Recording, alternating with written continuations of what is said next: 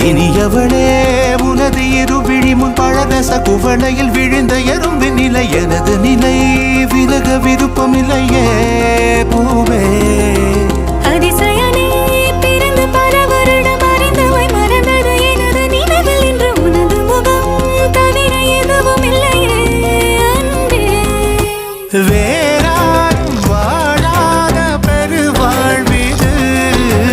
நினைத்தாலே மனமெங்கும் மழை தூவுது மழலையின் வாசம் போதுமே தலையினில் வானம் போதுமே ஒரு கணமே உன்னை பிரிந்தால் உயிர் மலர் காய்ந்து போகுமே நீதானே பொஞ்சாதி நானே உன் சரிபாதி நீதானே பொஞ்சாதி